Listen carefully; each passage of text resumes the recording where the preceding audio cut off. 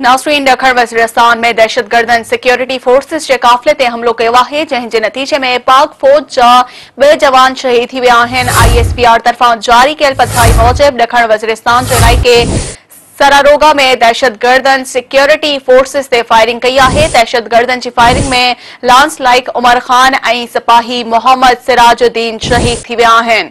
शहीद थियल 26 वरहनि जे lance like उमर ख़ान जो ताल्लुक़ बनो ऐं 23 वरहनि जे सिपाही मोहम्मद सिराजुद्दीन जो ताल्लुक़ डेरा इस्माइल ख़ान सां आहे। ISPR मुताबिक़ सिक्योरिटी फोर्सिस जी जवाबी कार्रवाई दौरान दहशतगर्दनि जो वॾो नुक़सान थियो आहे।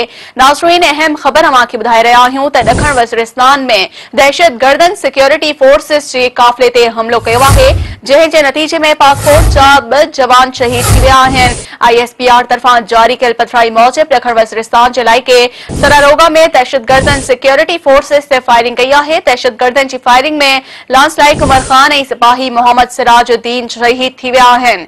शहीद थियल 26 वरहनि जे लांस लाइक उमर ख़ान जो ताल्लुक़ बनो ऐं 23 वरहनि जे सिपाही मोहम्मद सिराजुद्दीन जो ताल्लुक़ डेरा इस्माइल ख़ान सां आहे। ISPR मुताबिक़ सिक्योरिटी फोर्सिस जी जवाबी कार्रवाई दौरान दहशतगर्दनि जो वॾो नुक़सान थियो आहे।